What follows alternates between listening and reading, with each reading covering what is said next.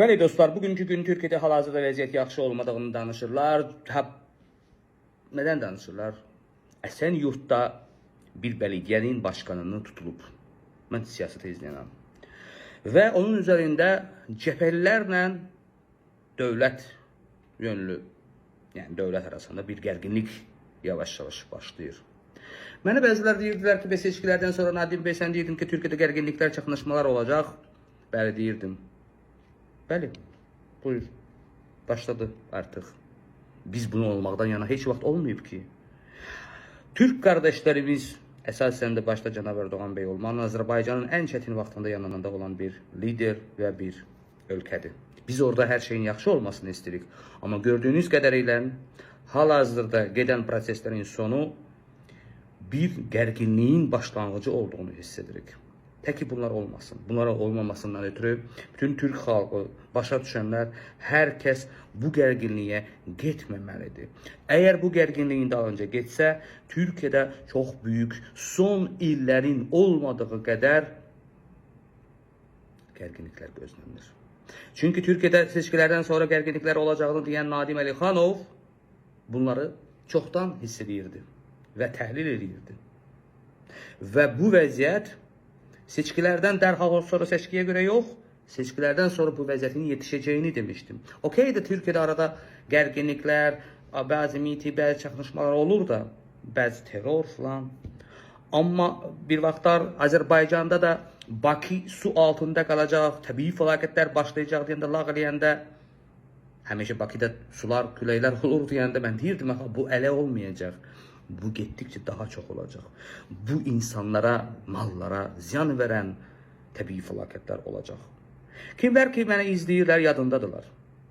Yəni mən hisslərimə, güclü hisslərimə sahib olan, analizlərimi güclü inən bir adam olaraq Türkiyədə olan Türk vətəndaşlara, dostlarımıza, qardaşlarımıza bu olaylar özü də bir hardansa qaynadan mason oyunların bir görünmeyen hisseler olduğunu söyleyeyim.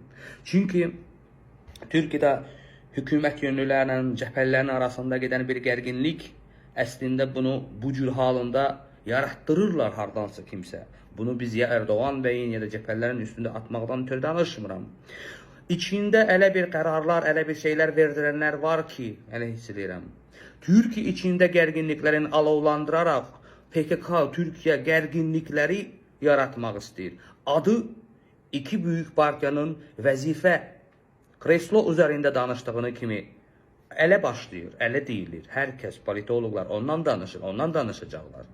Amma əslində görünməyən gerçək Türkiye'nin içində çaxnaşmalar yaratması, Türkiye bir iç və sonradaki çöl bir başka PKK mı, kim mi büyük bir savaşa sürüklemekti. Ve burada Trump geldi, sakitleşecek düşünenler, dünya üzerinde böyle şeyler olmayacak diyenler veya bu kimi politologların durumuna bakıp izah edenler Türkiye'de olan o alovlardan, o gerginliklerden hele ki bir şey yoktu diye hal-hazırda danışmır. Mən danışıram.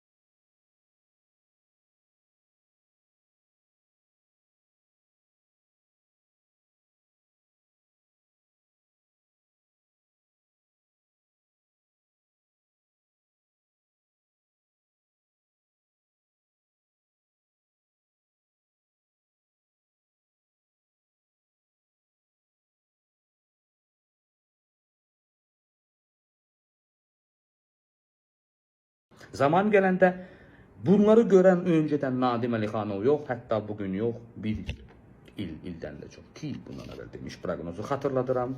Bizi çağırıb soruşmayacaq ki, Nadim, sən necə bunlar illər öncə görə bilirsiniz? Niyə bunlar baş verir sizcə? Nə etsə yaxşıdır deyə bizim kanallarımız deməyəcəklər.